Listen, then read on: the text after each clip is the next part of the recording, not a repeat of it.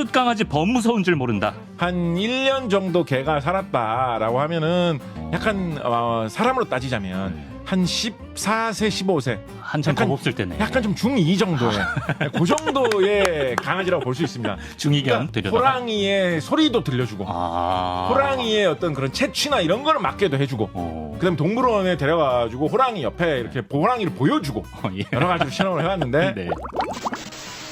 이 속담이 과연 과학적으로 말이 될까 안 될까를 따져보는 시간. 아하. 곽재식의 속담 거짓말 탐지기 함께 하겠습니다. 먼저 평소에 말 조심해라 라는 뜻의 낱말은 새가 듣고 반말은 쥐가 듣는다. 아하. 이거 꼭 그래야 되나? 낱말을 쥐가 듣고 반말을 뭐 저기 올빼미 같은 친구가 들어도 되는 거 아닙니까? 물론 그렇습니다. 네, 사실은 뭐 새가 듣는다고 해도 뭐 네. 이해하지는 못하겠죠. 근데 이제 공교롭게도 이게 묘하게 현대 과학에 좀 걸맞게 어우러지는 그런 이상한 우연 아닌 우연 같은 그런 것이 있습니다. 그래요? 이 소리라는 것이 지금 여러분들 이걸 다 소리로 듣고 계실 텐데 네. 소리라는 것이 공기가 떨리는 거지 않습니까? 공기가 떨려가지고 우리가 귀로 들어가지고 귀에 고막을 떨어주면 그게 우리가 이제 소리가 뭐가 들리는구나라고 감지를 하는 거거든요. 네. 그래서 공기가 잘 떨려주면 소리가 잘 퍼져 나간다라는 것입니다. 네. 자, 그런데 우리가 낮과 밤에 공기를 한번 비교를 해봅시다. 낮에는 햇빛이 내려 쪼이면 땅이 좀 이렇게 달궈지겠죠? 그렇죠. 그죠? 땅이 달궈지면 땅이 뜨거워집니다.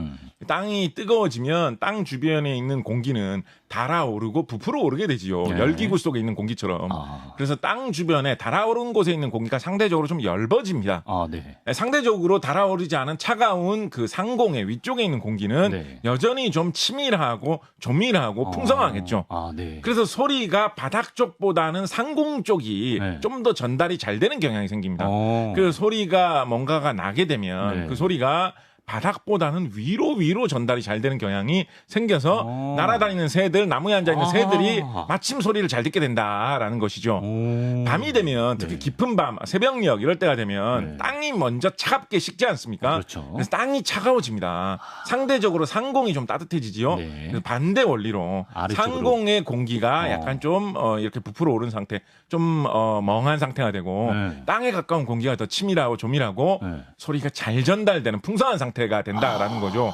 그래서 소리가 들리면 하늘 쪽으로 가기보다는 이제 땅으로 깔린다라는 거예요. 야, 기가 그러면 막히네. 땅에서 기어다니는 쥐. 그 소리를 좀 잘 들을 수 있다라는 그런 묘한 우연의 이상한 일치가 있습니다. 우연일까요? 이건 정말 선조들의 지혜 아닐까요? 근데 예. 쥐도 사실 뭐 나무 타고 위로 올라갈 수도 있는 것이고 약간 애매한데 모르지요.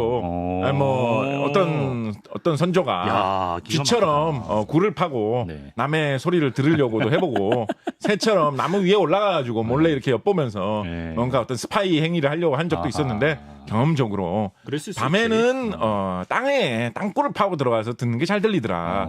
낮에는 나무 위에 올라가서 스파이를 하는 게 더 효율이 좋더라. 이런 거를 느끼고 아하. 이런 속담을 만든 것일 수도 있는데 야, 이건 과학적으로 어쨌든 일리가 있다. 이게 약간 문화적으로도 네. 보통 이제 뭐 이런 경험 있으신지 모르겠어요. 약간 시골 마을에서 어떤 뭐 민박집이라든가 예. 뭐 외가 뭐 이런 데서 네.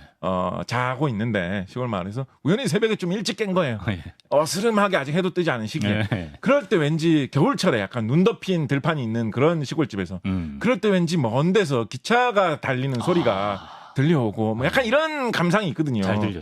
예. 네. 그때 아침에 유독 이런 기차 달리는 소리가 멀리 좀 잘 퍼져 나가는 이유가 무엇일까?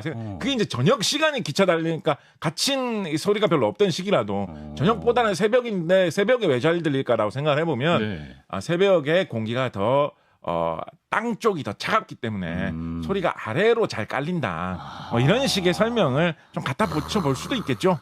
좋습니다. 낱말은 새가 듣고 반말은 쥐가 듣는다는 검증이 됐습니다. 그렇습니다.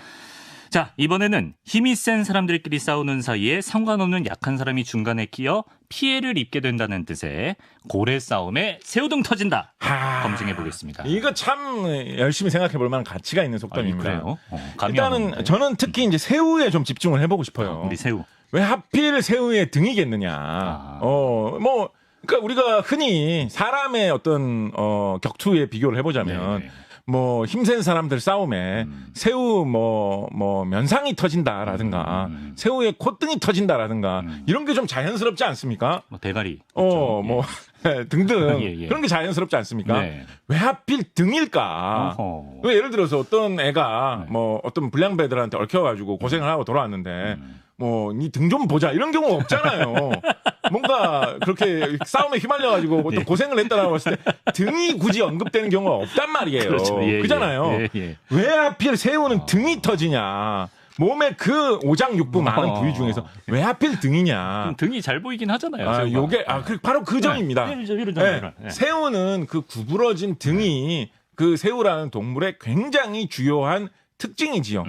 특히 그런 우리나라에서 먹는 좀 작은 새우들 중에 네. 그런 것들이 특히 있고 특히 이제 평소 때는 등을 좀 피고 다니다가도 말리거나 요리를 하면 굽는 그런 새우들이 우리나라에는 많이 잡히고 식용으로 많이 활용되는 것이죠. 네. 이거 이상하지 않습니까?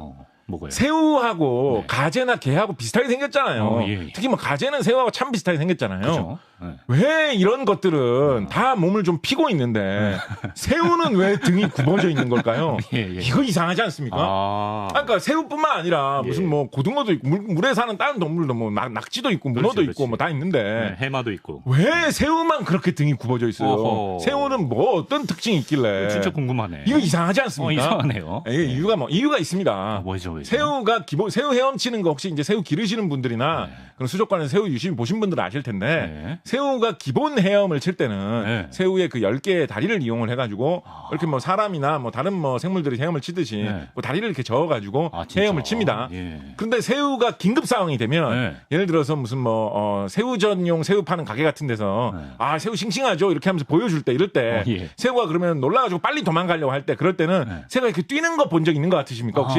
또 맞아요. 뛰어. 요즘에 이상하게 태국에서 유행하는 것 중에 네. 싱싱한 새우로 샐러드를 만들면서 드립니다라고 해가지고 그 뛰는 새우를 샐러드에 비벼가지고 주는 그런 그런 게 데가 있어요? 요즘 그런 데가 타일랜드에서 상당히 좀 유행하고 있기도 한데 예. 새우는 이렇게 튀는 특징이 있습니다. 어떻게 해서 튀느냐? 이 등 근육을 이용해서 배 근육을 이용하는 거죠. 정확하게 말하면 배 근육을 이용해가지고 등을 팍 접으면서 네. 그 등이 접히는 반동을 이용해가지고 네. 뒤로 뛰는 거예요. 뒤로. 그러니까 그러면서 이렇게 그 모습입니다. 이렇게. 지나치게 새우 같군요. 예. 그 모습으로 예. 새우가 그렇게 도망치려고 할 때 앞으로 이렇게 뛰지 않습니다. 등을 구부리면서 뒤로 물러나듯이 네. 그렇게 뒷점프를 하듯이 그런 식으로 도망칠 때 빠르게 도망치는 그런 습성을 가지고 있거든요. 네. 그래서 배 근육, 등 근육이 굉장히 발달해 있고 그것에 그 수축할 수 있는 그 구조 때문에 새우가 이제 등이 휘는 것이죠.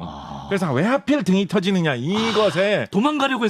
새우의 이 습성이 아주 강렬하게 드러나 있다. 새우가 면상이 아무것도 안 하다가. 코가 터졌다라고 하면 새우도 코가 있나? 라면서 의아하게만 여기겠죠. 근데 이게 여러분 우습게 생각하실 게 아닌 게 지금 미래에 굉장히 유망하다고 언급되는 사업으로 스타트업들이 이걸로 투자를 받으려고도 많이 노력하고 있는 세계적인 사업으로 배양육 사업이라는 것이 있습니다. 들어보신 적 있으십니까? 예, 고기 같은 거 동물을 키워가지고 그 동물을 잡아서 고기를 얻는 게 아니라 세포만 채취해가지고 그거를 키워가지고 고기를 실험실에서 고기 덩어리만 이렇게 키워가지고 만들어가지고 그거를 우리가 잘라 먹자.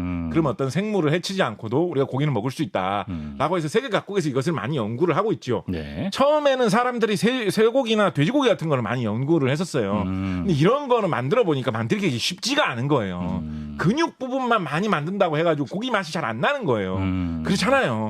돼지고기, 쇠고기의 미묘한 그런 맛을 만들려면 그 근육에다가 약간의 지방에다가 힘줄에다가 약간 피맛 같은 것도 살짝 있어야 되고 너무 과도하면 또 안 되고 그게 다 조화를 이루어야 되거든요. 그렇죠. 이 만들기 굉장히 어려운 거예요. 쉽지 않은 거예요. 그래서 사람들이 여러 가지 다른 고기도 많이 도전을 합니다. 그런데 그중에서 상당히 유망하다, 잘 된다로 평가받고 있는 게 뭐겠습니까? 새우입니까? 새우살입니다. 새우살. 새우의 강렬한 고래가 싸우고 있을 때 터질 듯한 이 새우의 어떤 이 뒷등살 요거를 세포를 채취해가지고 기르면 상당히 손쉽게 키울 수 있으면서도 맛이 새우살 맛하고 크게 차이가 안 나는 맛을 만들기가 좋다라는 거예요. 그래서 이 배양육 시장에서 굉장히 유망하게 주목받고 있는 것이 바로 새우 등이다. 새우 등살. 이렇게 보시면 되겠습니다. 이제야 또 미스터리가 하나 풀렸고요. 하룻강아지 범무서운 줄 모른다. 이제 잘 모르는데 철없이 함부로 덤비는 사람을 두고 이런 속담을 쓰지요. 네, 일단 여기- 이것은 네. 말이 변형이 된 것입니다. 원래 옛날에는 하룻강아지가 아니라 하릅강아지라는 말이었는데 네. 그것이 이제 더 쉬운 말로 사람들 사이에서 오해가 생겨서 바뀌다 보니까 하룻강아지로 바뀌었다라는 설이 유력하고요. 네. 하릅강아지라는 말은 한 이제 1년 정도가 지난 한 살 박이 강아지를 한 살 박이 동물 이런 거를 일컬어서 뭐 하릅강아지, 하릅망아지, 하릅송아지 그 신입 1년차 어떤 직원이다. 그럼 뭐 하릅 직원 이렇게 부르면 안 되겠지요. 주로 동물한테 쓰는 거니까. 네. 그래서 그런 뜻으로 쓰는 말입니다. 개의 수명을 생각을 하면 예를 들어서 개의 수명이 뭐 한 10년 정도 된다라고 생각을 하면 한 1년 정도 개가 살았다라고 하면은 그걸로 그 개가 사람으로 그냥 1대1로 대입해봐도 대충 한 사람의 100세 시대라고 치면 네. 한 사람 10세 정도가 되지 않습니까? 그렇죠. 근데 개의 어떤 발육 정도나 이런 걸 생각하면 1년 정도 자란 개는 상당히 성숙한 개거든요. 맞아요. 네. 그래서 여러 가지로 평가를 해보면 네. 이 하릅강아지 1년 정도가 지난 개 같은 경우에는 약간 사람으로 따지자면 네. 한 14세, 15세 한참 약간- 겁없을 때네. 약간 좀 중2 정도의 그 정도의 강아지라고 볼 수 있습니다. 중이견. 그러니까 겁이 없는다는 그런 어떤 심리를 줄 수 있을 만한 그런 개이지요. 네. 그런데 과연 범까지 모르겠느냐? 요거는 좀 의아스럽지 않습니까? 의아하죠. 최강의 그래도- 폭식자인데. 그래도 호랑이는 무서워하지 그쵸, 그쵸. 않을까? 네. 이런 생각 좀 해볼 만하지 않습니까? 네. 제가 자료를 좀 찾아보니까 1999년 3월 29일에 예. 지금으로부터 약 24년 전에 네. 국내의 한 텔레비전 방송국에서 네. 당시에 이 대중적인 활동을 많이 하셨던 과학자인 조경철 박사님을 모셔두고 이분 사실 천문학 하시는 분인데 그렇죠. 이분을 모셔두고 왜 하룻강아지 범무서운지 모른다 이거를 하셨는지 모르겠는데 네. 방송에서 이걸 실험을 하셨더라고요. 들여다가? 호랑이의 소리도 들려주고 호랑이의 어떤 그런 채취나 이런 거를 맡게도 해주고 그다음에 동물원에 데려가가지고 호랑이 옆에 이렇게 호랑이를 보여주고 예. 여러 가지로 실험을 해봤는데 네. 결과적으로 네. 하나도 안 무서워하더라. 아, 진짜로? 호랑이 보고 막 짖고 우리 이정목 관장님 동물편에서 어. 동물들은 본능적으로 호랑이 소리만 들어도 막 피한다 그랬는데. 그런데 하룻강아지는 하룻강아지는 하나도 안 아하. 무서워. 그러니까 물론 그런 건 있을 것 같아요. 예. 호랑이가 진짜로 네. 이 그 하룻강아지를 겁을 주려고 막 으르렁거리는 소리를 내고 공격 자세를 취하면서 어떤 독특한 그 초저음의 소리를 내면 그게 굉장히 공포를 준다라고 하거든요. 그렇겠죠. 그러니까 이제 특히 이제 사람 대상으로 그건 실험을 한 겁니다. 보통 네. 동물한테 너 무서웠냐? 물어보기 좀 그러니까 그렇죠. 사람이 그 호랑이가 저주파 소리를 낼 때 굉장히 공포를 느낀다라고 하거든요. 그래서 그런 본격적인 공격 성향을 보이면 뭐좀 두려워하지 않을까 짐작을 해볼 수 있는데 99년에 조경철 박사님 이런 분의 권위자라고 할 수는 없습니다만 모시고 실험을 했던 국내 방송사의 영상에 야. 따르면 그렇게 공격 자세를 취하지 않고 네. 그냥 호랑이가 멀뚱멀뚱하면서 있는 것 정도로는 정말 신경도 쓰지 않다. 막 짖어요 호랑이 보면서. 아하. 그렇더라. 너무 하룻강아지. 무서운 줄 모른다. 는 실제로 겁이 없는 편에 속한다. 그렇습니다. 예, 여기까지.